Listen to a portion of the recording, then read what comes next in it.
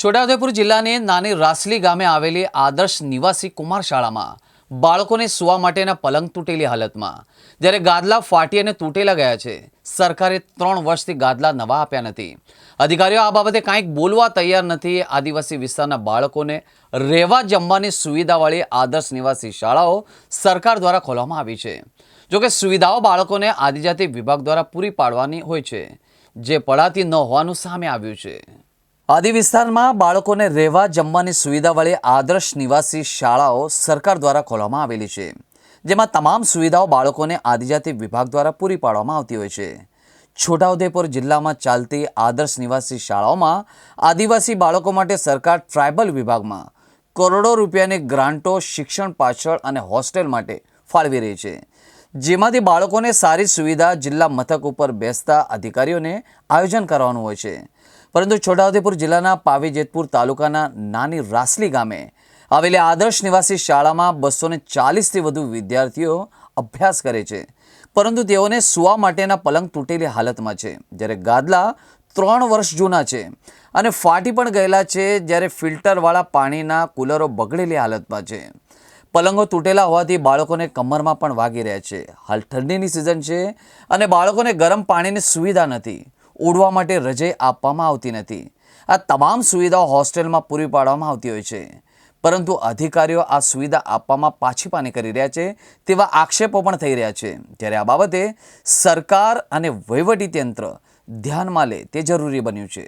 છોટાઉદેપુર જિલ્લાના પાવીજેતપુર તાલુકાના નાની રાસલી ગામે આવેલી આદર્શ નિવાસી કુમાર છાત્રાલયમાં, જ્યાં આદિજાતિ વિભાગ દ્વારા સંચાલિત આશ્રમ શાળા આવેલી છે, જેમાં રહેવા જમવા માટે આદિવાસી બાળકો માટે સુવિધાઓ આપવાની થતી હોય છે. પરંતુ અમે ટૂંક સમય પહેલાં જ્યારે પૂર્વ વિરોધ પક્ષના નેતા ગુજરાત વિધાનસભા સુખરામભાઈ રાઠવા સાહેબ સાથે અમારી ટીમ દ્વારા તપાસ કરી, ત્યારે પણ જે બાળકોને રહેવાની જમવાની વ્યવસ્થા હતી એ એકદમ કથળેલી હાલતમાં હતી. એના પછી પણ ધ્યાન દોરતા આજે લગભગ એ વાતને પણ 2-3 મહિના થયા હોવા છતાં ત્યાંના જે તમે ગાદલા જુઓ એ બિલકુલ ફાટેલી હાલતમાં છે. ત્યાંના જે બાળકોને સૂવા માટેના પલંગ હોય એ પણ તૂટેલી હાલતમાં છે. 3 વર્ષથી ના તો નવા ગાદલા આપ્યા, નહીં નવા પલંગની વ્યવસ્થા કરી. સાથે સાથે બાળકોને જમવાની પણ એવી જે વ્યવસ્થા કરવાની હોય તેમાં પણ સદંતર અહીંનું જે વહીવટી તંત્ર છે એ નકામું ગયું છે. અત્યારે પણ ત્યાંના આદિજાતિ 250 જેટલા બાળકો જ્યાં રહેશે એમને ખરેખર શિયાળાનો સમય આવી રહ્યો છે અને રહેવા માટે, સૂવા માટે, પાથરવા માટે જે રજાઈ, ઓશીકું કે પછી ગાદલા જોઈએ એ નવા જરૂરિયાત હોય, પરંતુ 3 વર્ષથી આ ગાદલા રજાઈ નવી આપેલ નથી અને બાળકોની મુશ્કેલીઓ પોતે જણાવી રહ્યા છે, જે મુલાકાત દરમિયાન જણાઈ આવે છે. સાથે સાથે એમને જે શિફ્ટ કર્યા છે ત્યાં રહેવાની પણ એટલી બધી તકલીફ પડે છે અને જે જર્જરિત હાલતમાં બાંધકામ કરવાના એના લીધે આ બાળકોને બીજે જ્યાં એ લોકો બને છે ત્યાં જ સૂવાનું પણ છે એવી વ્યવસ્થા કરી છે અને ત્યાં પણ બાળકોને ખૂબ જ અગવડ પડી રહી છે.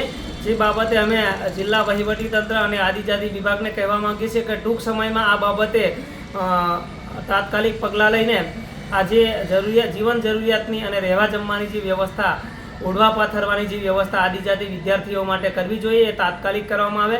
આદિજાતિની કરોડો રૂપિયાની ગ્રાન્ટો આ વિસ્તારમાં ફળવાય છે, તો એ બધી ગ્રાન્ટો ક્યાં વપરાય છે એ પણ એક સવાલ ઊભો થાય છે, કારણ કે વિદ્યાર્થીઓનો જ્યાં ભાવિ અંધકારમય બનતું હોય એમને રહેવા માટે પણ તકલીફ પડતી હોય, તો આ જિલ્લાના વહીવટીતંત્ર અને આદિજાતિ વિભાગે સત્વરે આ બાબતે તાત્કાલિક પગલાં ભરે એવી અમારી માંગણી છે.